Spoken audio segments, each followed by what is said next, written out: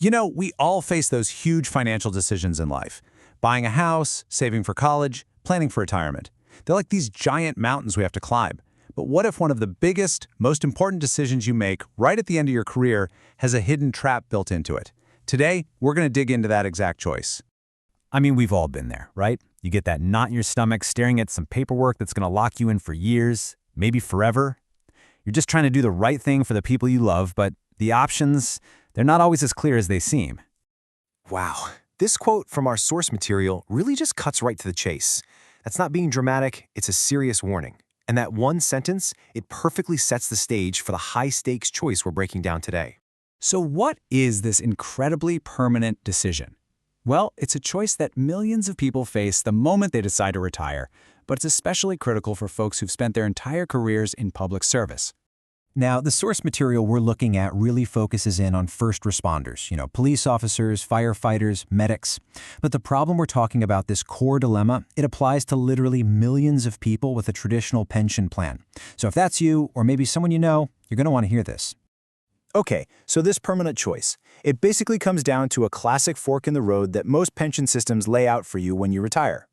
You've got two options, and they lead to two very, very different places.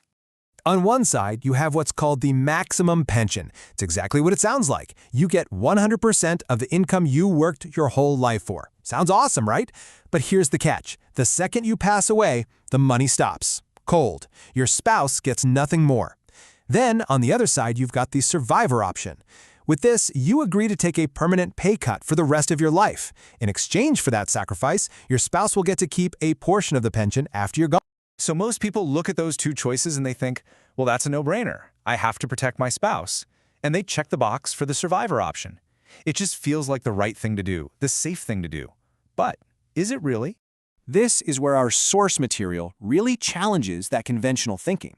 It suggests that there's a hidden cost, a trap, really, lurking inside what seems like the safest possible choice.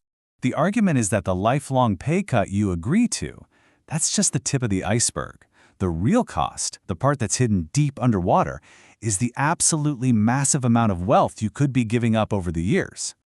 Okay, now this is a pretty explosive claim. The source argues that the survivor option isn't actually designed to protect your spouse. It's designed to protect the pension system itself, and it might be doing it at your family's expense. And the scale of that cost, it can be absolutely staggering. According to the analysis, that small percentage you give up every month can add up to hundreds of thousands of dollars in lost income over the course of a retirement. That's money that could have gone straight to your family. So if the standard options are maybe a little flawed, what's the alternative? Well, this brings us to the core idea from our source, a completely different strategy they call the pension shield. And this whole strategy is laid out in a book that became a #1 bestseller.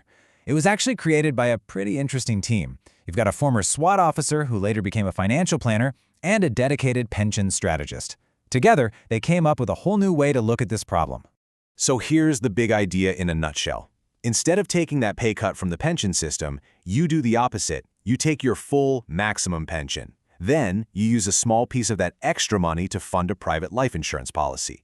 The goal is to create a tax-free payout for your spouse that is often way bigger and costs you less than the pension pay cut. And here's the key. You own it. You control it. It's completely separate from the pension system.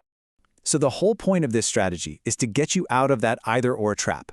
It claims you can have it all. You get to keep your full income for your retirement, you still provide a protected, often tax-free nest egg for your spouse, and you get to build a real legacy that goes to your family, not back to the system. When you zoom out, this really isn't just about pensions. This entire conversation is pointing to a much bigger idea, the idea of actually taking control of your own financial legacy. The real lesson here is to question the default settings. Just like with that survivor option, so many financial products have hidden costs and other paths you can take.